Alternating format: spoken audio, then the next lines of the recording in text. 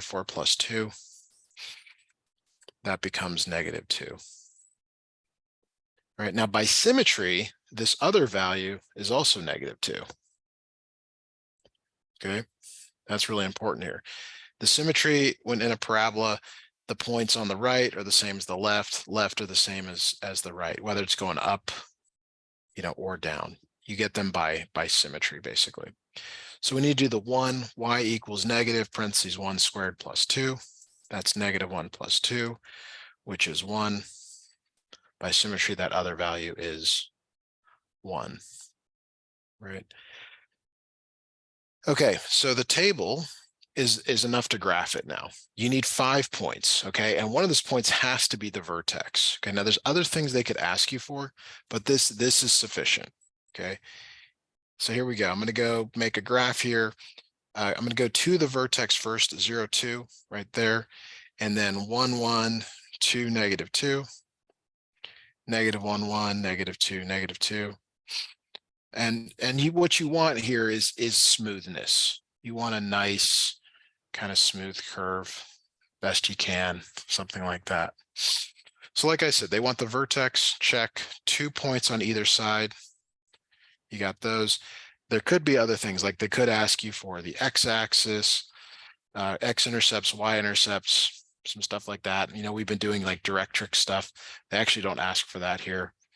But that is, that's essentially how you do it. All the rest of the problems are going to follow from here, potentially. Okay, so that's if it's in standard form. So next problem I'm going to look at is number 10. This would be a good time to say, hey, Matthew, I didn't understand that, or maybe give me a, an okay, everything's good in the chat. If you don't want to talk, just let me know if there's anything you need me to clarify in that example before moving to number 10.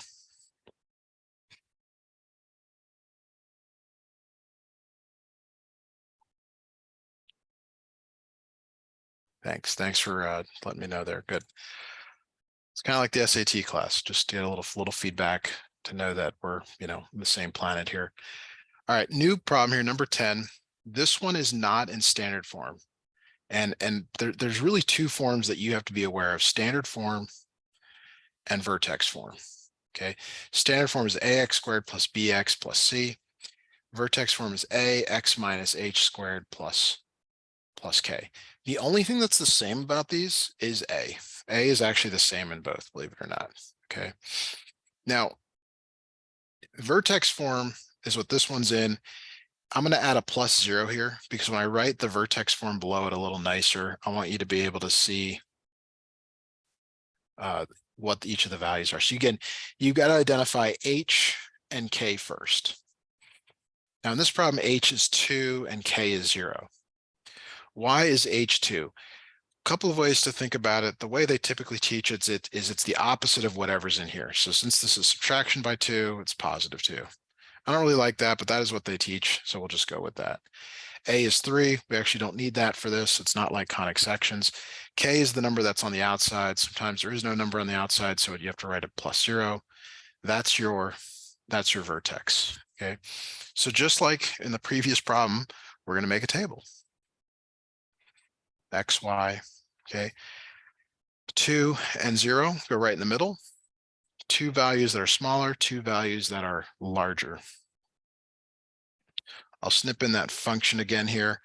We're going to evaluate the function at each of these points, 0, 1, 3, and 4, but we want to be smart about it, meaning like we don't need to do all of them. We can do 0 or 4 because the output's going to be the same. 1 or 3, the output's going to be the same. Okay, so I would invite you to, try this along with me. I'm going to do it for 4. F of x or y equals 3 times 4 minus 2 squared. 4 minus 2 is 2. 2 squared is 4. 3 times 4 is 12. Okay. Order of operations, you cannot just do it in any order you want. It has to be done the way that they expect here. All right. So 3, I'm going to do 3 next. Y equals 3 times 3 minus 2 squared. 3 minus 2 is 1. 1 squared is 1. 3 times 1 is 3. And by symmetry, you get that value there. All right. Now, sometimes like they don't want you to be this like complete. They really are okay with you just sort of plotting the vertex and then the next coordinate. You know, we're kind of being a bit extreme here. So 2, 0, we're really getting everything done. 3, 3, 1, 3. Notice the symmetry, and then 0, 12, and then the other one's there. Now the nice thing is, because you have technology, because you have Desmos, especially when you're doing homework, like it's not cheating, it's using tools that are available for you on the internet. I would graph all of these, either before or after I did them by hand, to either confirm or to know what to look for. All right. So that takes care of number 9. I'm sorry, 10. Let me just make sure I didn't, yeah, just to graph each one. Got it. Got that one down. Good time here to say, hey, Matthew, you know, I need some more clarification on that, or if you don't want to say anything in the chat, I'll take that as, you know, we're all good, and we'll move on to 15.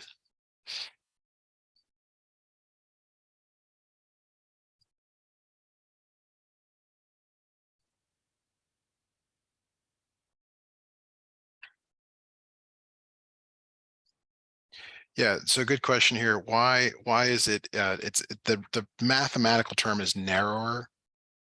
Okay, so x squared is your parent function.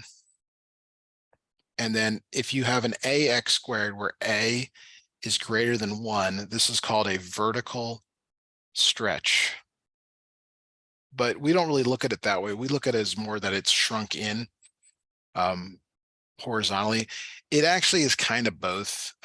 You could sort of manipulate it to be both here, but that is what's causing it. So one of the really cool things that I think is worth doing here, let me see if I've got Desmos up. I do. All right, give me just a moment here.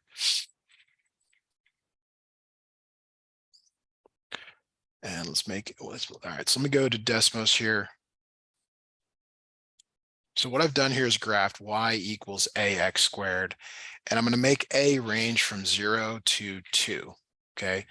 And I don't really know the steps, so we're just going to watch this play. So notice that it gets narrower. When it gets under 1, it gets wider, and then it gets, you know, really narrow. Now, if I let it go up to, like, I don't know, 20, you'll see that it really gets narrow there. But it really is a vertical stretch, believe it or not. I mean, that's the official term. Our eyes kind of deceive us because we only look at this window here rather than the full spectrum of the graph. All right, so let's go back and do number 15. I need to share that other screen. Here we go. All right, so the instructions for 15 are a little bit different. It says to use completing the square to change the form of the function and then graph each quadratic function. So one reason you learn to complete the square is to solve quadratic equations. The other is to graph them. Again, this is all like before technology was so readily available for it. So in terms of how you complete the square here, you set this equal to 0. So we've got x squared plus 2x plus 4 equal to 0. Subtract 4 from both sides. So you've got x squared plus 2x equals -4. Now there's a space or a box here. And that's what we've got to fill in. All right, so to figure out what to fill that in with, okay, it's based on this number here. This is called b. And so the short answer is that what goes in the box is b over 2 squared. But I don't like to do it that way. I like to, I don't want to say this. I like to, well, I'll leave it like that. First go down the page. So I actually prefer to like write what goes in the binomial here. And it's the b divided by 2. So notice b is 2. 2 divided by 2 is 1. And then what goes back here, if you were to expand this, x plus 1 times x plus 1, if you're literally to write it out and then FOIL it, you would get x squared plus 2x plus 1. Notice that's exactly the same as this line here. except for the +1. Okay, so like you just be careful that you don't you understand where they go and why. So the number that goes here is because it's half of 2. The number that goes in the box is this number squared, which is half of b squared. But it's better to do it in pieces. Okay, so on the right-hand side here, it ends up equaling -3. All right, and this is where kind of it differentiates whether you're going to solve or graph it. When you solve it, you just take a square root of both sides. Now this one's negative, so its solutions are in the complex domain. But for us, we just care about graphing it. So we're actually going to add 3 and just move it to the other side of the equation. So it ends up being x + 1 squared + 3, right? And this is our quadratic. Now notice that it is in vertex form. A x minus h squared plus k. All right, so if you're still with me, still got this down, the vertex is hk. What is the vertex? If you could put that in the chat there. What is the vertex of the given quadratic?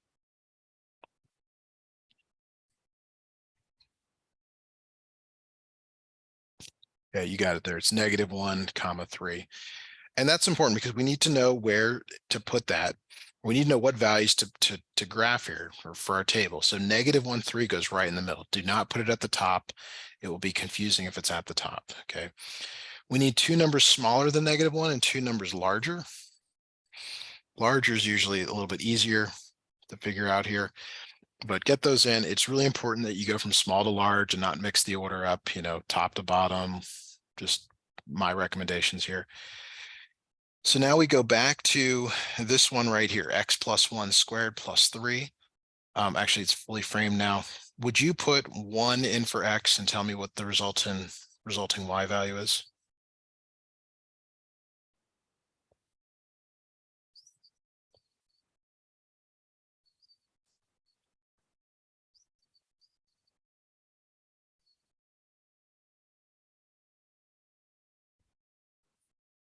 All right, so it's 1 + 1 squared. That's 4 + 3 is 7. Very good. For 0, it's 0 + 1. That's 1 squared + 3 is 4. And by symmetry, you get the other values.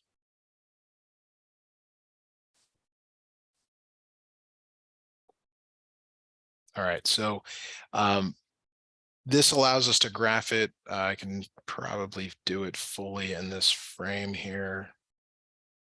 Yeah, I can do it in here. So I like to start with the vertex, -1, 3. It should be the one right in the middle of your graph.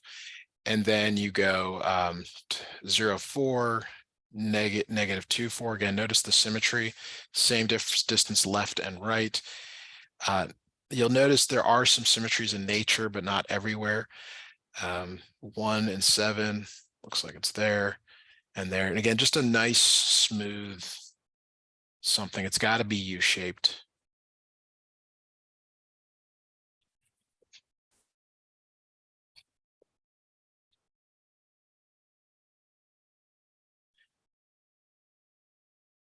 A good place here if you got any questions or any thoughts before we move on to 20.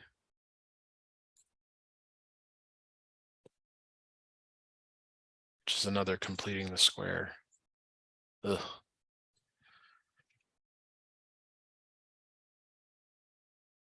All right, let's move along here. So this is the harder version of completing the square. It's got a 3 in front, which is not preferred. Usually you really want a 1 in front. So you still set this thing equal to 0, okay? But there's a couple of extra steps to do here. We have to figure out what goes in this box and this box. Now there is a full formula, it's b over 2a squared. I think that's confusing because how are you going to remember that with all the other things? You might remember though to factor out of 3 from both terms. Okay. And now what's inside parentheses, again, 3 times x squared is 3x squared, 3 times -2 is -6x. what's inside parentheses looks like something that we can complete the square on because we just did one like this, okay? It's half of this number, half of -2. Half of -2 is -1. When you square it, that number is going to go here. What is -1 squared? It's +1. Okay. Now notice 3 times x squared, 3x squared, 3 times -2x, -6x, 3 times 1, that's what goes in the missing position. So the extra step here is that you have to factor out this number, complete the square on this, and then remember to multiply in by 3. All these lines on the left are equivalent. Like 3x squared minus 6x plus 3 is 3 times x squared minus 2x plus 1. And then when I bring the last 3 down here, they are now all equivalent on the left. On the right, though, got to add 3. And to finish this off here, again, if we were solving, we would do some other things, but because we're just simplifying, we're going to subtract 3. 3 times x minus 1 squared minus 3. Like that. All right, so again, you've got to get the vertex. The vertex is 1, -3, and that populates the table right in the middle here. 1, -3, 2 smaller and 2 larger. 2 smaller and 2 larger numbers. All right, so go ahead and I want you to fill out the rest of this table for me. I would recommend starting with 3 and 2.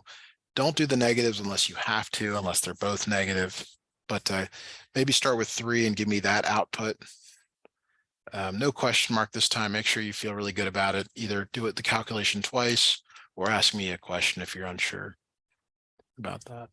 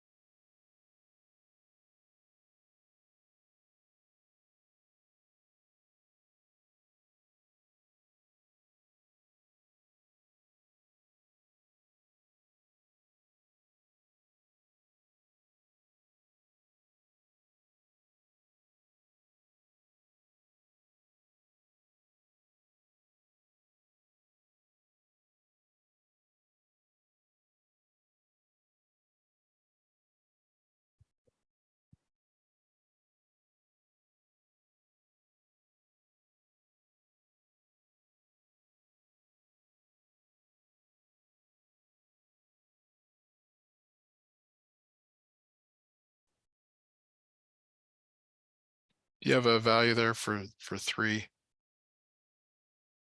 Oh wow, there you are. You just typing those in. I like that. It's good. 3, 9 here. Let's double check here. 3 minus 1 is 2. 2 squared is 4. 3 times 4 is 12. Minus 3 is 9. By symmetry, you get the other one. Good. 2, putting 2 and 2 minus 1 is 1. 1 squared is 1. And that is 0 and 0. Very good. So the graph here.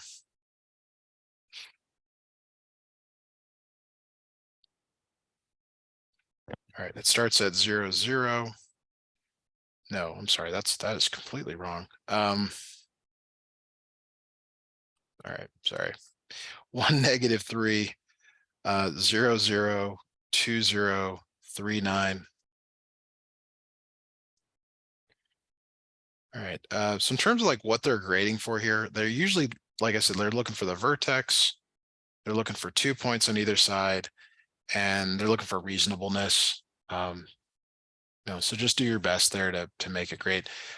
You could actually get away with 3 points on a quadratic, believe it or not. You only need 3, but 5 is kind of the standard in the classroom. So good job on figuring that out here. All right, not to be a repeating myself, but I will. Like, this is a good time again to just, say, hey, that was not clear. I don't understand. That didn't like the completing the square part. We are going to do one more completing the square. But yeah, let me know, especially if anything is unclear. Otherwise, I'll move to the next question. When completing the square, if it has a number other than 1 for the A, we Yes, have to go back and factor it out to multiply that in, right? that's right. That's right. And that's my approach. I don't know if they teach it that way. So don't feel like this is the only way if you don't like it, or if you're, more comfortable doing it the other way. Okay, thank you. So we get to do that again here in 25. All right.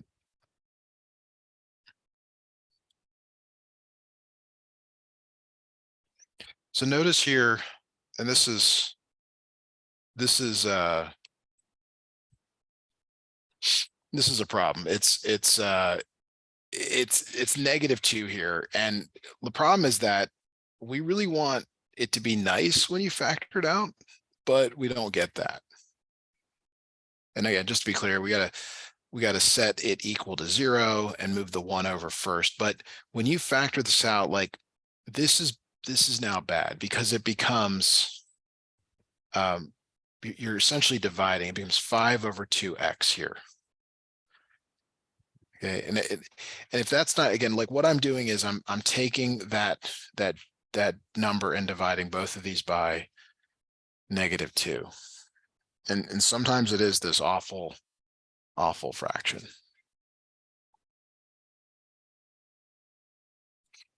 All right, so our goal is to figure out what goes back here. So the next step here is you have to take half. 1/2 of means multiply 5 over 2, 5 over 4. So that's what's going to go in parentheses down here. So let that sink in, let that, work through that maybe on your own here. We factored out the -2. That's why it became 5/2. And we divide by 2 to get this number. This is a good point. If there's anything that's unclear, please, please ask.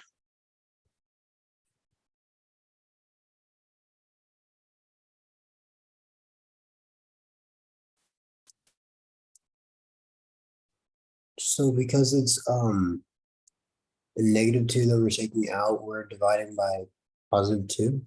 Divide -2. Divided by -2 over here. You divide by 2 when you complete the square, but in terms of like what you rewrite, it's because of you're dividing by -2 to get this line here. Okay.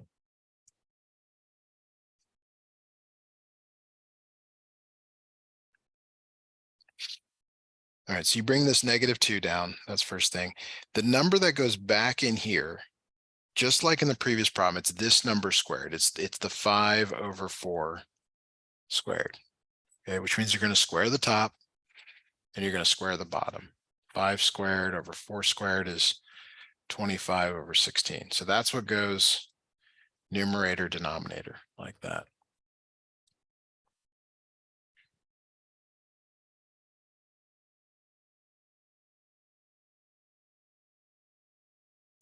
Is that okay? Why it's 25 over 16? I hope it is. If it's not, interrupt me. The next step is a little more complicated. You got to multiply that -2 times x squared times 5 over 2x times this last one again. But you if you need to, you just come off to the side and you just verify that it actually gives you the previous line, and it does, really does. This -2 times 25 over 16, it is -50 over 16, but you can reduce that. You can reduce top and bottom, so it ends up being -25 over 8. So -25 over 8 is what goes here. -25 over 8 is what on the right.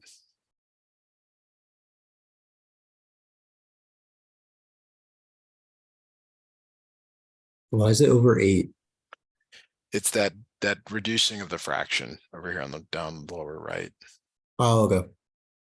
Yeah, I mean, this one's awful. This is one of the, this is a really hard one to ask a student to do. First of all, the fact that this didn't work out, gave you a fraction, gives you more fractions, but we are done with the completing the square part. So on the right, though, you have to add the two fractions or subtract.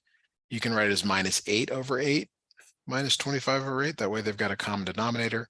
So this becomes -33/8 like that.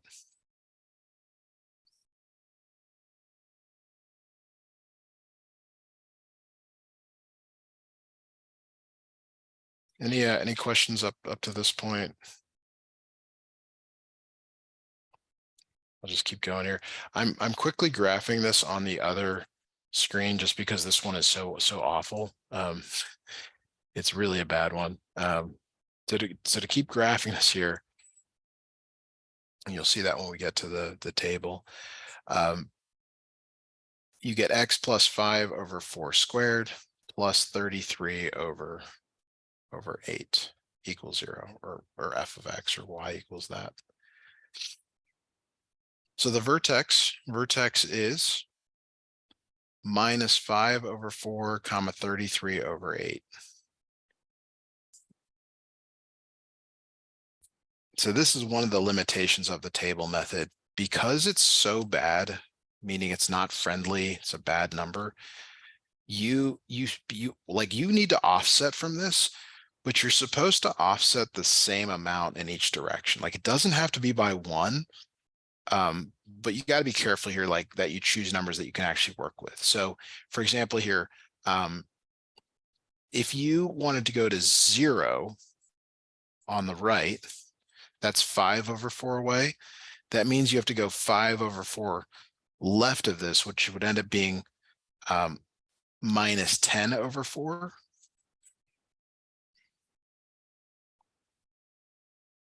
Maybe you can see the kind of the jump there, +5/4, +5/4, like that. Maybe. I know you can't, I know you don't want to, but yeah, this one's really bad. Like, this one is really, I'm surprised you were asked to do this one. It's pretty tough here. I would just do the 3 this time. So I'd put 0 in for x. You are going to get nasty, awful fractions, but that's just the nature of this.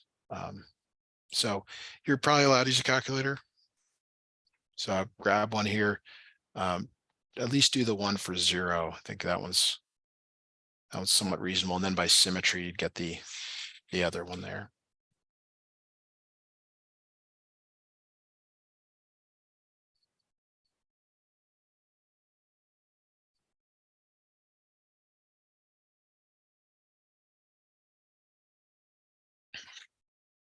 Let me know what you come up with in the chat there.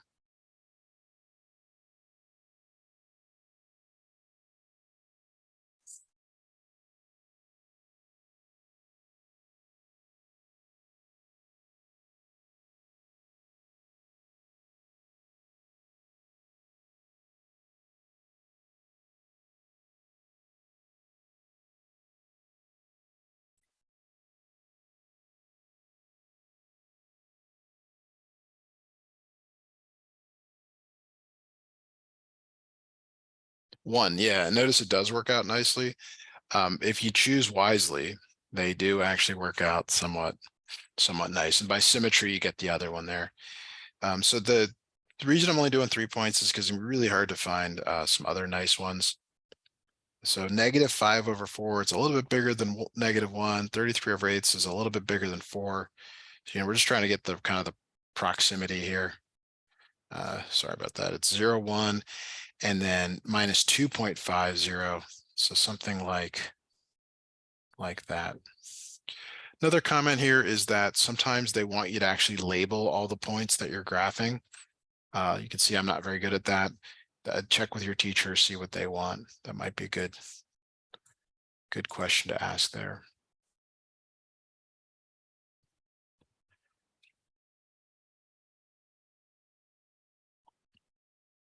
All right, so that takes us through all the problems you had questions about.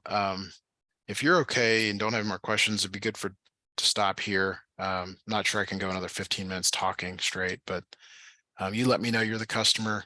What would you like us to do with some of the time we've got left here?